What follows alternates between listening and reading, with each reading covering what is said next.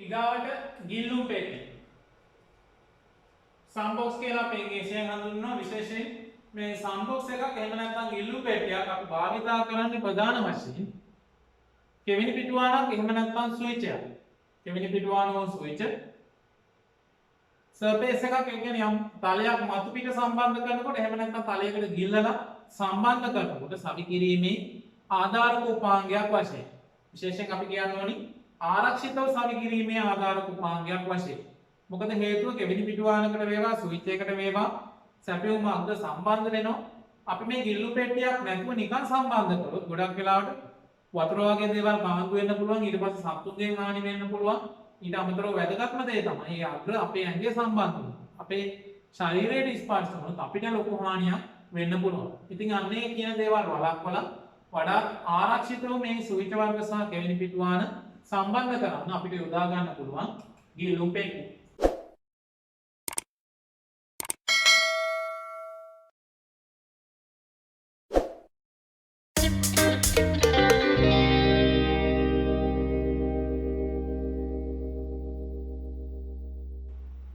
කෙවිනි පිටුවාන හා ස්විච් වර්ග සවි කිරීමේ ආධාරක උපාංගයක් වශයෙන් භාවිතා කරනු ලබයි.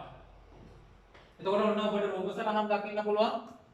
මේ සාමාන්‍ය ගිල්ලුම් පෙට්ටිය ඔබට පේනවා 1 way එකයි ඊට පස්සේ මෙතන 2 way 3 way 4 way මේ විදිහට අපේ අවශ්‍යතාවය අනුව මේ ගිල්ලුම් පෙට්ටි එකට සම්බන්ධ කරලා තියෙන ඇසුරුම් ආකාරයෙන් නිෂ්පාදනය කරන ඊට අමතරව විශේෂයෙන් මේ වර්ණ අඩංගු ගිල්ලුම් පෙට්ටි විශේෂයෙන් වර්තමානයේ වෙනකොට අතීතේ නම් මේ එකම මේ සුදු පාට වර්ගය තමයි ගොඩක් වෙලාවට භාවිතා වුනේ. වර්තමානයේ විශේෂයෙන් මේ දෙකලා රැහන් ස්ථාපනය අපි කියනවා 3 phase wiring. දෙකලා රැහන් ස්ථාපනයේදී රැහන් පහසුවෙන් හඳුනා ගන්න. ඒ කියන්නේ ඒ කලා රැහනට අනුව වයරින් එකට සම්බන්ධ වෙලා තියෙන කෙවිනි පිටුවාන මොනවද ස්විච් වර්ග මොනවද කියන එක පහසුවෙන් හඳුනා ගන්න පුළුවන්. මෙන්න මේ වර්ණ අඩංගු ගිල්ලුම් පෙට්ටිත් භාවිතා කරන අවස්ථා තියෙනවා. සාමාන්‍ය ගිල්ලුම් පෙට්ටියකට වඩා හැබැයි යම් මිලක් වැය කරන්න සිද්ධ වෙනවා. කෙසේ වෙතත් ඒවත් දැනුවත්ව ඉන්න. එතකොට විශේෂයෙන් මේ වර්ණ භාවිතේ කලා රැහන් වල දෙකලා සම්බන්ධ වර්ණ වලට අනුරූපව ගිල්ලුම් පෙට්ටියේ වෙළඳ පොලේ අපිට මිලදී ගන්න පුළුවන්. එහෙනම් එතකොට ගිල්ලුම් පෙට්ටියේ භාවිතය තමයි කෙවිනි පිටුවාන හා ස්විච් වර්ග ආරක්ෂිතව සවි කිරීමේ ආධාරක උපාංගයක් වශයෙන්. අපි බලමු ඊගාව උපපරිපත උපාංගේ රවුම් බ්ලොක් අපි රවුම් බ්ලොක් කියලා හඳුන්වනවා. සිවිලින් වල සවි කිරීමේ ආධාරක උපාංගයක් වශයෙන් භාවිතා කරනු ලබයි. ඒතකොට ඔයගොල්ලෝ දැකලා තියෙනවා සිවිලින් රෝස් එකක් විශේෂයෙන් සාමාන්‍යයෙන් ස්ලැබ් එකකට එහෙම නැත්නම් සිවිලින් එක අපි ලයිට් එකක් හයි කරනකොට නිකම්ම කනෙක්ටර් එකක් දාලා අපි වයර් ගන්නෙ නැහැ. සිවිලින් රෝස් එකක් කරහා තමයි අපි වයර් ගන්නේ. එතකොට ওই සිවිලින් රෝස් එක කෙලින්ම සිවිලිමට එහෙම නැත්නම් ස්ලැබ් එකට අපි සම්බන්ධ කරන්නේ. සිවිලින් රෝස් එක සම්බන්ධ කරන්නේ මෙන්න මේ රවුම් බ්ලොක් එක. ප්ලාස්ටික් රවුමක් වගේ ඔයගලන්ට බලා ගන්න පුළුවන්. විශේෂයෙන් අතීතයේ නම් පදම් කළ දැව වලින් තමයි මේව නිෂ්පාදනය කරලා තිබුණේ. දැන් නම් ප්ලාස්ටික් වලින් සම්පූර්ණ නිෂ්පාදනය කරනවා. එතකොට මේක මේ මැදේ තියෙන විශාල සිදුරක්. මේ මැද සිදුරෙන් අපිට පුළුවන් මේ රවුම් බ්ලොක් එකේ ඒ අදාළ මතු පිටට සම්බන්ධ කරගන්න. කොන්ක්‍රීට් එකකට එහෙම නැත්නම් දැව මතු පිටක් මතට. ඊට පස්සේ මේ දෙපස ඈතින්ම තියෙන එකම ප්‍රමාණයේ කුඩා සිදුරු දෙකක්. අන්නේ සිදුරු දෙකට තමයි සිවිලින් රෝස් එකේ යන දෙක සම්බන්ධ වෙන්නේ. එතකොට මේක සිවිලින් රෝස් එක සම්බන්ධ කිරීමේ ආධාරක උපාංගය නිසා මෙන්න මේ දෙපැත්ත තියෙන ඈතින්ම තියෙන කවු දෙකට තමයි සිවිලින් රෝස් එකේ ඉඳලා එන සම්බන්ධ වෙන්නේ. ඊට පස්සේ මෙන්න මේ හරියට තියෙන තවත් සිදුරු දෙකක්. ඒ සිදුරු හරහා තමයි ඉහළ ඉඳලා අර සම්බන්ධ කරන්නේ සජීවී උදාසීන රැහන් අපි සිවිලින් මල දක්වා ලබා ගන්න. එතකොට ඔයගොල්ලන්ට පැහැදිලි මේ විවිධ වර්ගවල ඊට පස්සේ මේ විවිධ මතු පිට හැඩයන්ගේ නිෂ්පාදනය කරලා තියෙනවා. ඊට අමතරව විශේෂයෙන් සිවිලින් වල පාටකක් වර්තමානයේ වෙනකොට මේ රවුම් බ්ලොක් සිවිලින් රෝස් වගේ උපාංග මිලදී ගන්න පුළුවන්. ඊගාවට සිවිලින් වල සීලින් රෝස් රවුම් බ්ලොක් එකත් එක්කම යන උපාංගයක් අපි බලමු භාවිතේ දැඩි රැහන් හරහා ලැබෙන සැපයුම පහන් ධාරක වෙතට ලබා දෙන සුනම්‍ය රැහන් සම්බන්ධ කිරීමේ උපාංගයක් වශයෙන් භාවිතා කරයි. එතකොට අපි දන්නවා සාමාන්‍ය වයරින් වයර් අපි හඳුන්වනවා හાર્ඩ් වයර් කියලා. එතකොට මේ සාමාන්‍ය වයරින් වයර් වල ඉඳලා උපකරණ වලට සම්බන්ධ වෙන සුනම්‍ය වයර් වල විදුලිය අපිට සම්බන්ධ කරන්න. දැඩි රැහන් වල ඉඳලා සුනම්‍ය රැහන් දක්වා සැපයුම සම්බන්ධ වෙනකොට ඒ රැහැන් එකිනෙක සම්බන්ධ කිරීමේ උපාංගයක් වශයෙන් තමයි අපි පාවිච්චි කරන්නේ මේ සිවිලින් රෝස් එක. එහෙම නැත්නම් සිවිලින් මල්. ප්‍රධාන වශයෙන් සිවිලින් රෝස් ගත්තාම අපිට වර්ග දෙකක් හඳුනා ගන්න පුළුවන්. අග්‍රාණු ටර්මිනල් ගානාණු, විශේෂයෙන් ටර්මිනල් දෙකේ සිවිලින් රෝස් තමයි වැඩිම භාවිතා වෙන්නේ විදුලි පහන් සඳහා. ඊට අමතරව ටර්මිනල් 3 සිවිලින් රෝස් පාවිච්චි වෙනවා සිවිලින් විදුලි පංකා සඳහා. මොකද හේතුව සිවිලින් විදුලි පංකාව සඳහා සජීවී රැහැන, උදාසීන රැහැන සහ බින්ගත රැහැන කියන රැහැන් තුනම සම්බන්ධ වෙන නිසා සිවිලින් විදුලි පංකාවකට අපි සිවිලින් රෝස් එකක් ගන්නවා නම් අනිවාර්යෙන් ටර්මිනල් 3 සිවිලින් රෝස් එකක් අපි ගන්න ඕනි. විදුලි පහනකට ගැටලුවක් නැහැ අපිට ටර්මිනල් 2 සිවිලින් රෝස් එකක් ගත්තාම ප්‍රමාණවත්. මොකද හේතුව ඒකට ගොඩක් වෙලාවට අපි එර්ත් වයර් එකක් සම්බන්ධ නොකරන නිසා. එහෙනම් ඔන්න පැහැදිලි සිවිලින් රෝස් එකේ භාවිතය ඔන්න අපිට දකින්න පුළුවන්. රූපීය පෙනුම් මේ විවිධ හැඩවල සිවිලින් රෝස් විශේෂයෙන් වර්තමානයේ වෙනකොට අර විවිධ කැටයන් මේ වගේ දේවල් එකතු කරලා විවිධ වර්ණ එකතු කරලා නිෂ්පාදනය කරනවා. කෙසේ වෙතත් කාර්යය තමයි දැඩි රැහැන් හරහා ලැබෙන සැපයුම සුනාම්‍ය රැහැන් වෙත සම්බන්ධ කිරීම. ඊගාවට රැහැන් පසු වයරින් ක්ලිප්ස්. විශේෂයෙන් දැන් අපි මේ දක්වා කතා කළේ මේ උපකරණ සම්බන්ධ. උපපරිපත උපාංග සම්බන්ධයෙන් ඊට පස්සේ මේ උපාංග වෙත විදුලිය ගෙන යන වැදගත්ම දෙයක් තමයි විදුලි රැහැන් කියන්නේ. එතකොට විදුලි රැහැන් අපිට අවශ්‍ය පරිදි නිකන් සාමාන්‍ය විදියට මේ එල්ලා වැටෙන්න එහෙම නැත්නම් නිකන් ඇදලා ගැට ගන්න ආරම්භය මේ වගේ කරන්න බෑ. මොකද හේතුව විදුලිය අපි ආරම්භයේදී මේ ඉගෙන ගත්තා වඩාත් කාර්යක්ෂම හැබැයි ඊටාම හානිදායක ශක්ති ප්‍රභව. ඉතින් ඒක නිසා විදුලිය භාවිත වෙන විදුලි රැහැන් අපි අනිවාර්යෙන් ආරක්ෂිතව රඳවන්න ඕනේ, ආරක්ෂිතව ස්ථාපනය කරන්න ඕනේ. ඒ රැහැන් ආරක්ෂිතව ස්ථාපනය කරන්න භාවිතා වෙන ක්‍රමවේද ගැන තමයි අපි දැන් කතා කරන්න යන්නේ. රැහැන් පසුරු සම්බන්ධ වයරින් ක්ලිප්ස්. විදුලි රැහැන් දව, ලෝහ හෝ කොන්ක්‍රීට් පුස්ත මත රැඳවීම සඳහා රැහැන් පසුරු උපයෝගී කර ගනු ලබයි. ද්‍රව පුස්ත සඳහා බහුලවම ඇලුමිනියම් පසුරු යොදා ගන්න. එතකොට විශේෂයෙන් අර ඉස්සර ඉඳලම වයරින් වලට භාවිතා කරපු රැහැන් රැඳවීමේ බොහොම ලාභදායක උපක්‍රමය තමයි මේ ඇලුමිනියම් වයරින් ක්ලිප්ස් කියන එක. රූප සටහන් මගින් ඔබට පැහැදිලි වෙයි මොකක්ද මම මේ කියන්නේ කියන එක මොන වර්ගයේද කියන්නේ. ලාභදායී වැඩිම භාවිතය තිබුණේ මෙන්න මේ ඇලුමිනියම් වයරින් ක්ලිප්ස්. එතකොට ක්ලිප් එකට නිදර්ශනයක් සම්බන්ධ කරලා තමයි අපි දව පනාල මත එහෙම නැත්නම් දව කොටස් මත තමයි රැහැන් ස්ථාපනයට මේ ඇලුමිනියම් වයරින් ක්ලිප් එක යොදාගන්නේ. එතකොට එහෙම රැහැන් රඳවනකොට සිරස්ව රැහැන් රැඳවීමේදී පසුරු අතර උපරිම පරතරය අඟල් 8ක්. තිරස්ව රැහැන් රැඳවීමේදී පසුරු අතර උපරිම පරතරය අඟල් 6ක්ද වන ලෙස සම්බන්ධ කරයි. සිරස්ව ඒ කියන්නේ ඉහළ ඉඳලා පහළට අපි වයර් සම්බන්ධ කරනවා නම් සිරස්ව තියෙන ලී එක අපි වයරින් ක්ලිප් ගහනවා නම් අනිවාර්යෙන් පරතරයේ පසුරු දෙකක් අතර පරතරය අඟල් 8ක් තියන්න පුළුවන්. තිරස්ව සම්බන්ධ කරනවා. තිරස්තලයේ තිරස්ව රැහැන් සම්බන්ධ කරනවා නම් අනිවාර්යෙන් රැහැන් පසුරු දෙකක් අතර පරතරය අඟල් 6ක මට්ටමට අපි අඩු කරන්න ඕනේ. එතකොට ඔබට හිතෙන්න පුළුවන් ඇයි මේ සිරස්ව අඟල් 8ක් සහ තිරස්ව අඟල් 6ක් උනේ?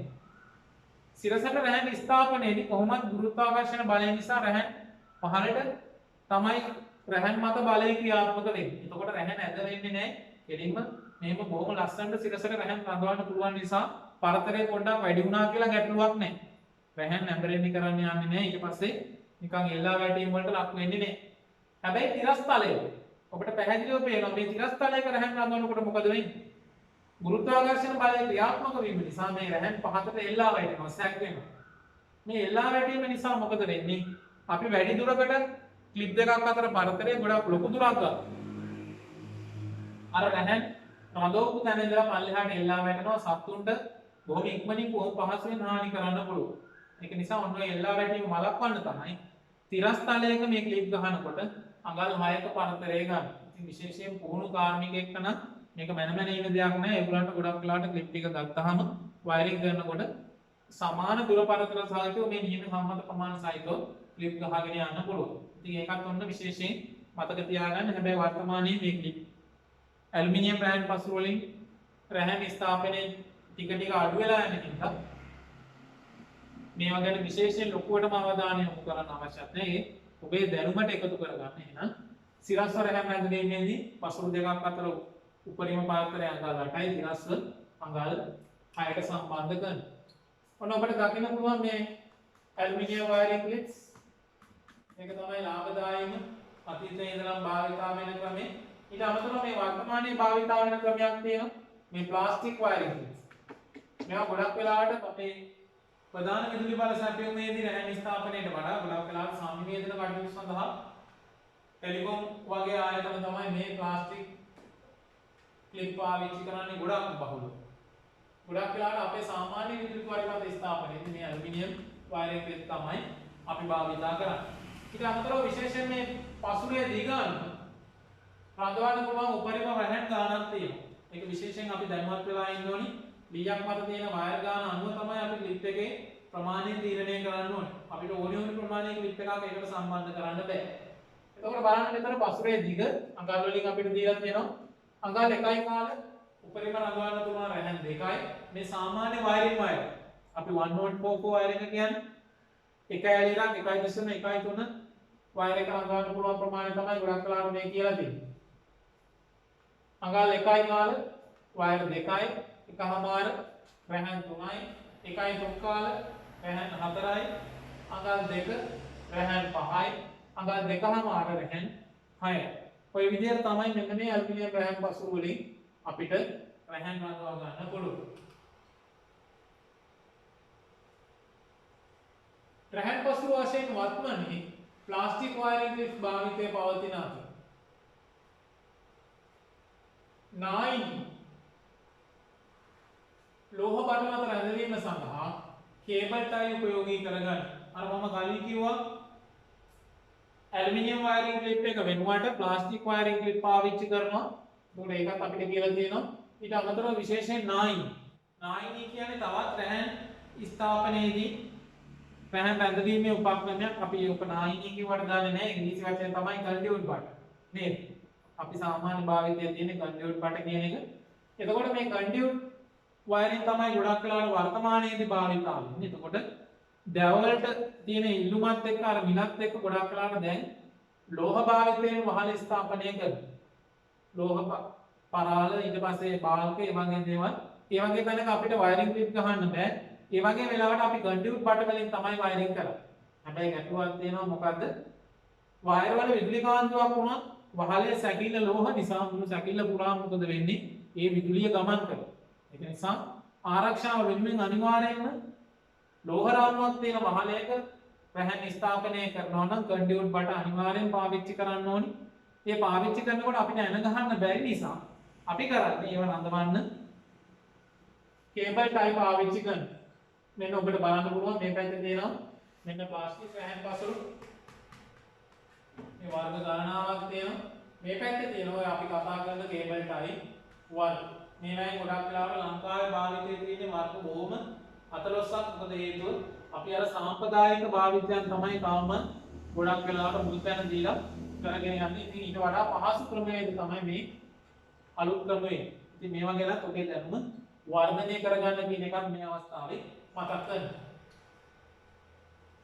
නායිනි. ඔන්න නායිනි ගැන කතා කරන්න යන්නේ වයරින් ක්ලිප් වලට පස්සේ කන්ඩියුට් පයිප් විදුලි රැහැන් දැව ලෝහ හෝ කොන්ක්‍රීට් කුෂ්ඨ මත රැඳවීම සඳහා හෝ බිත්ති තුල රැඳවීම සඳහා උපයෝගී කරගනු ලබයි. දැව ලෝහ ඒ වගේ කුෂ්ඨයක් මත රඳවන්න පුළුවන් විදුලි රැහැන් අපිට මේ කන්ඩියුට් බට දාලා එහෙම නැත්නම් විශේෂයෙන් බිත්ති ඇතුළත ස්ලැබ් එකක කොන්ක්‍රීට් එකක් තුල එහෙම නැත්නම් ගඩොල් බිත්තියක් සිමෙන්තිකල් බිත්තියක් ඇතුලේ රඳවනකොට අනිවාර්යෙන් අපි පාවිච්චි කරන්න ඕනේ මොනවද? මෙන්න මේ කන්ඩියුට් බට. විශේෂ හේතුවක් තියෙනවා කන්ඩියුට් බට වල සැකැස්ම අනුව සාමාන්‍යයෙන් අපි පාවිච්චි කරන අර ජලය ගෙනියන්න පාවිච්චි කරන PVC බට සහ කන්ඩියුට් බට අතර වෙනස කතා කළොත් විශේෂයෙන් කන්ඩියුට් බට ගිනි ගැනීමකට ලක් වෙන්නේ නැහැ. හදිස්සියේ ලුහුවත් වීමක් වෙලා ෂෝට් එකක් වෙලා තාපවත් වෙලා ගිනි ගැනීමක් ආවත් කන්ඩියුට් සකස් කරලා තියෙන ආකාරය අනුව ගිනි ගැනීමකට ලක් වෙන්නේ නැහැ. ඒක තමයි තියෙන වාසිය. ඉතින් ඒක නිසා විශේෂයෙන් PVC පයිප් එකක් ඊට වඩා මිලෙන් වැඩි ඒවත් ගිනි ගැනීමකට ලක් වීම අවම කළා තමයි සකස් කරලා තියෙන්නේ. PVC එකක් පාවිච්චි කරනකොට වඩා ටිකක් ලාභදායක අපිට කන්ඩියුට් එකක් මේ වැඩේ සඳහා පාවිච්චි කරන්න පුළුවන්. හැබැයි විශේෂයෙන් මතක් කරනවා කන්ඩියුට් බටයක් පානීය ජලයේ ප්‍රවාහනය සඳහා පරිවහනය සඳහා පාවිච්චි කරන්න එපා. සමහරවිට අපි දකිනවා කන්ඩියුට් වල මිල අඩු නිසා PVC වලට වඩා කන්ඩියුට් බට පාවිච්චි කරනවා වතුර ගෙනින්. එතකොට වතුර පහනක් ගලාගෙන යනකොට ඒකේ අර ගලා යාමට අනුරූපව බිත්ති ගෙවිලා යනවා. ඒකට ගැලපෙන්න තමයි PVC බටයක් සකස් කරලා තියෙන්නේ. PVC නලයක් හැබැයි කන්ඩියුට් බටයක් ගාන අඩුයි සකස් කරලා තියෙන අමුද්‍රව්‍යයන් ඒ වගේ ගලා යාමකදී ඒක ඇතුළේ තියෙන අමුද්‍රව්‍ය දිය වෙලා යන්න පුළුවන් ජලයක් සමග. ඒක නිසා විශේෂයෙන් මතක් කරනවා මේ වෙලාවේ ඒකට ඔබේ දැනුමට කන්ඩියුට් බටයක් වතුර ගියම යන්න පානීය ජලය පරිවහනයට විශේෂයෙන් භාවිත කරන්න එපා. විදුලිය රැහන් ස්ථාපනයේ තමයි කන්ඩියුට් එකක් පාවිච්චි කරන්නේ. භාවිත ස්ථාන අනුව නම්‍යශීලී හෝ දැඩි නායින් යොදාගත හැකියි. හાર્ඩ් කන්ඩියුට් තියෙනවා අපිට විශේෂයෙන් අර අපි කන්ඩියුට් බට විදියට ගන්න එක, නල විදියට ගන්න එක ඊට අමතරව ෆ්ලෙක්සිබල් කන්ඩියුට්. විශේෂයෙන් මේ ස්ලැබ් වල මුලවල ස්ලැබ් එකක මුල්ලක විදුලි රැහන් ස්ථාපනයේදී විශේෂයෙන් අපිට මේ හાર્ඩ් කන්ඩියුට් එකක් භාවිතා කරලා ඒ ස්ලැබ් එකේ මුල්ලක ගොඩක් වෙලාවට වයර් ස්ථාපනය ඉතා පහසුයි. අන්න ඒ වගේ තැන්වලට මේ ෆ්ලෙක්සිබල් කන්ඩියුට් පාවිච්චි කරන්න පුළුවන්. සතුන්ගෙන් හා බාහිර කාරකයන්ගෙන් රැහන් ඍජුව ආවරණය වන නිසා වැඩි වශයෙන් භාවිතා කරනු ලබයි. විශේෂයෙන් රැහන් ස්ථාපනයේදී ඊටාම විශ්වාසදායී ආරක්ෂිත රැහන් ස්ථාපන ක්‍රමවේදයක් තමයි මේ නායිනී භාවිතය. මොකද හේතුව සතුන්ගේ ඊට පස්සේ බාහිර කාරකයන්ගෙන් හොඳට වයර් ඔක්කොම ආවරණය වීම නිසා. ඉතින් ඒකත් විශේෂයෙන් මෙතනදී අපි මතක් කරමු. මෙතන ඔයගොල්ලෝ බලන්න පුළුවන් හાર્ඩ් කන්ඩියුට් තියෙනවා. මේ පල්ලෙහා රූප සටහන් දෙකෙන් ඊට අමතරව ෆ්ලෙක්සිබල් කන්ඩියුට් තියෙනවා. විශේෂයෙන් මේ ෆ්ලෙක්සිබල් කන්ඩියුට් වල බාහිර භාවිතයට සහ අභ්‍යන්තර භාවිතයට වර්ග දෙකක් තියෙනවා. විශේෂයෙන් එකක් මේ වෙලාවට මතක් කරනවා. ෆ්ලෙක්සිබල් කන්ඩියුට් වල UV ප්‍රොටෙක්ටඩ් එක. පාරිජාම්බුල කිරවමෙන් ආරක්ෂිත කන්ඩියුට් ෆ්ලෙක්සිබල් කන්ඩියුට් තමයි විශේෂයෙන් බාහිර පරිසරයේදී අපි රැහන් ස්ථාපනය කරනවා නම් භාවිතා කරන්න ඕන. අභ්‍යන්තරයේදී අපිට ගැටලුවක් නැහැ. මේ UV ප්‍රොටෙක්ටඩ් මේවා සාමාන්‍ය ෆ්ලෙක්සිබල් කන්ඩියුට් මේවා පාවිච්චි කරන්න පුළුවන්.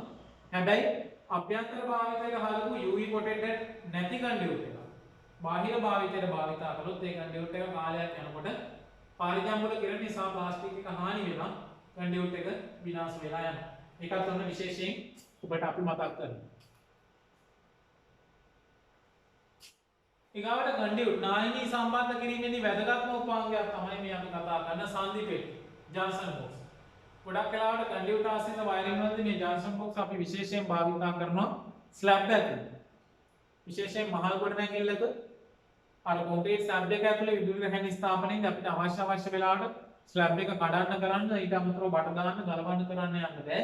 ඒක නිසා අපි ගොඩක් වෙලාවට කන්ඩියුට් එක දිගට සම්බන්ධ කරගෙන යන්නේ නැහැ. ගොඩක් කන්ඩියුට් එකකට අතුරු මාර්ග සම්බන්ධ වෙනකොට ඊට පස්සේ කන්ඩියුට් එකේ කන්ඩියුට් දෙකක් එකට සම්බන්ධ වෙනකොට මෙන්න මේ සංදි පෙට්ටිය අපි භාවිතා කරනවා. මොකද හේතුව පසු කාලීන භාවිතයේ වාසිය සඳහා. හදිසියෙ මොනවා හරි වයර් එකක් ඩැමේජ් වුණොත් ස්ලැබ් එක කඩන්න ඕනේ නැහැ. ළඟට තියෙන ජන්සන් බොක්ස් එකෙන් අපිට ඒ අදාළ වයර් ටික ඇදලා බලන්න පුළුවන් මොනවද. ඊට අමතරව විශේෂ වාසි තවත් තියෙනවා. ජන්සන් බොක්ස් එක සම්බන්ධ කරාම ජන්සන් බොක්ස් එකේ තියෙනවා තව දෙකක්. කියන එකකින් වැහෙනවා. ලොකු සටහනේ ඔබට බැලුව හැකි. ඒ තව දෙකට කෙලින්ම සිලින් රෝස් එකක් සම්බන්ධ කරන්න පුළුවන්. රවුම් බොලොක් යන්නේ නැතුව. ඉතින් ඒ වාසියක් විශේෂයෙන් මේ ජන්සන් බොක්ස් භාවිතයේදී සංදි පෙට්ටි භාවිතයේදී තියෙනවා. මෙන්න ඔයගලන්ට බලන්න පුළුවන් මේ ජන්සන් බොක්ස් කන්ඩියුට් එකේ විස්කම්බයට අනුව තමයි මේ සම්බන්ධක අග්‍ර සකස් වෙන්නේ. එතකොට මේ වගේ මේ බට දෙකක් එකතු වෙලා තනි බටයකට එන තැන් ඊට පස්සේ බට දෙකක් එකතු වෙලා අවසාන වෙන තැන් එන්ඩ් එකක් ඒ වගේ තැන් පාස් ත්‍රූ වෙන එකක් විත්‍යා හරහා එන තරකට සම්බන්ධ වෙන එකක් ඊට පස්සේ 3 way එකක් 4 way එකක් ඒ වගේ මේ ඔබට බලන්න පුළුවන් විවිධ ඇන්ගල් ඒවා විවිධ ආකාරයේ ජන්සන් බොක්ස් බලන්න පුළුවන්. විශේෂයෙන් මේ රවුම් හැඩයට අමතරව සමහර වෙලාවට හතරස් හැඩෙනුත් පාවිච්චි වෙනවා. මේවත් විශේෂයෙන් අර මම මතක් කළා වගේ සම්බොක්ස් වල වගේම සමහර වෙලාවට කලා රැහැනේ වන්නේ මිලදී ගන්නත් පුළුවන්. ඒකත් විශේෂයෙන් මතක් කරගන්න. රැහැ රැඳවීමේ තවත් එක උපක්‍රමයක් ඔන්න අපි කතා කරන්න යනවා. ඒක තමයි කේසින්. කේසින් සිංහල වචනයෙන් කේසින් කියලාම තමයි අපි භාවිතා කරන්නේ. විදුලි රැහැන් දව ලෝහ හෝ කොන්ක්‍රීට් පුෂ්ඨ මත වඩා ආරක්ෂිත වන අලංකාරවත් ලෙස රැඳවීම සඳහා කේසින් යොදාගත හැකියි. හතරස් හා වෙනත් හරස්කඩ හැඩයන්ගෙන් හා විශ්කම්භයන්ගෙන් යුතුව මේවා නිපදවනු ලබයි. විශේෂයෙන් බිත්තියක් මත අපි හිතමු අපේ කොන්ක්‍රීට් එකක ස්ලැබ් එක ඇතුලේ බඩ දාලා නැහැ. දැන් ස්ලැබ් එක දාලා ඔක්කොම ඉවරුනාට පස්සේ කොන්ක්‍රීට් එක අපි කඩන්න යන්නේ නැහැ. ස්ලැබ් එක කඩන්න යන්නේ නැහැ. අපි කරන්නේ මොකද්ද? කේසින් පාවිච්චි කරනවා. හතරස් හරස්කඩ හැඩය තමයි ගොඩක් වෙලාවට අපිට දකින්න පුළුවන්. මේකේ පියනක් ඇරෙන්න පුළුවන්. මේක තමයි විශේෂම වාසිය. දැන් බටයක් ඇතුලේ වයර් ටික රිංගුවොත් බටේ අග්‍ර දෙකෙන් ආරම්භක අග්‍රයෙන් හරි අවසාන අග්‍රයෙන් හරි එළියට අදින්න ඕනේ සම. හැබැයි කේසින් නැහැ ඊට වඩා අපිට වාසිය නැහැ නැතුවොත් මොකද්ද වාසිය? මේකේ පියන ඇරලා අපිට ඕනිම තැනකින් වයර් ටික ආපහු පරීක්ෂා කරන්න පුළුවන්. හැබැයි විශේෂයෙන් සැලකිලිමත් වෙන්න කේසින් එකක් පෘෂ්ඨයක් මත සර්ෆේස් එකක් මත පමණයි. කොයිම වෙලාවකවත් කේසින් එකක් අපි දාන්නේ නැහැ ස්ලබ් එකක් අතුලට ඒ වගේ තැනකට. මොකද හේතුව ඒකේ හරස් එයාගේ සැකස්මත් එක්ක හරස්කඩ හැඩයත් එක්ක බලය ක්‍රියාත්මක වෙලා අර කොන්ක්‍රීට් වල බර ආපු ගමන් කන්ඩියුට් බටයක් වගේ නෙමෙයි කේසින් එක ඇකිලෙන්න බලනවා. ඉතින් ඒක නිසා විශේෂයෙන් පෘෂ්ඨයක් මත ආරක්ෂිතව අලංකාරවත් රැහැන් ස්ථාපනයට තමයි කේසින් භාවිතා කරන්නේ. එහෙනම් දුපුතේ ඔන්න ඒකත් හොඳට විශේෂයෙන් ඔබ මතක තියාගන්න. ඔන්න අපිට දකින්න පුළුවන් කේසින් ප්‍රධාන වශයෙන් මේ බහුල භාවිතා වෙලා තියෙන මෙන්න මේ භාවිතයේ තියෙන මේ හතරස් හරස්කඩ හැඩය ඊට අමතරව මේ වෙනත් හරස්කඩ හැඩයන්ගෙන් තියෙන කේසින් ඒ භාවිත ආකාරය අනුව යොදා ගන්න විශේෂයෙන් ගෘහස්ත භාවිතයේදී නම් ගොඩක් වෙලාවට මේ හතරස් හැඩය තමයි අපිට දකින්න පුළුවන්. කර්මාන්තමය භාවිතයේදී විශේෂයෙන් ඊට වඩා වෙනස් හැඩයන්කටත් යනවා. විශේෂයෙන් කේසින් එක පියනදී අපි මේක අපේ මේ ප්‍රායෝගික වීඩියෝ වලත් අපි කියලා තියෙනවා. විශේෂයෙන් මතක් කරනවා මේ වෙලාවේ මේ න්‍යායාත්මක වීඩියෝ වලට සමගාමීව මේ සියලුම උපකරණ අපිට අතින් ඔබට දකින්න පුළුවන් වෙන ප්‍රදර්ශනය කරලා ප්‍රායෝගික තලයෙන් කරපු වීඩියෝ මාලාවකුත් තියෙනවා. ඒක නරඹන්න කියන එක මතක් කරනවා. අපිත් එක්ක එකතු වෙලා ඉන්න සියලුම දෙනාට. ඒතකොට එතෙන්දි විශේෂයෙන් අපි මතක් කරනවා මේ කේසින් එකක් ඇරියාම පියන් දෙකක් වෙන් වෙනවා. ගැඹුර වැඩි පියනක් සහ ගැඹුර අඩු පියන. හැම වෙලේම බිත්තියක් මත අපි සම්බන්ධ කරන්නේ යන වලින් එහෙම නැත්නම් රෝල් ප්ලග් වලට ස්ක්‍රූ පැන දාලා සම්බන්ධ කරන්නේ. ඔය ගැඹුර වැඩි පියන. ගැඹුර වැඩි පියන බිත්තියට සම්බන්ධ කරලා බිත්තියට එහෙම නැත්නම් මොකක් හරි මතු පිටක් මතට සම්බන්ධ කරලා ඒක ඇතුළට වයර් ටික දාලා ගැඹුර අඩු පියනෙන් තමයි අපි වහගෙන යන්නේ. ඒකත් විශේෂයෙන් එක පැත්තක ඉඳලා වහගෙන යන්නේ. දෙපැත්තෙන් වහගෙන එන්නේ නැහැ. කේසින් එකක් කිසිම වෙලාවක. ඔන්න ප්‍රායෝගික තලයට වැදගත් වෙන කරුණු ටිකක් ඔන්න කේසින් ගැන අපි ඔබව දැනුවත් කරලා. එහෙමනම් මම හිතන්නේ ඔබට දැන් හොඳ අවබෝධයක් ලැබෙන්නේ නැති මේ අපි කතා කරපු උපපරිගත උපාංග ගැන ප්‍රධාන වශයෙන් අපි කතා කළා.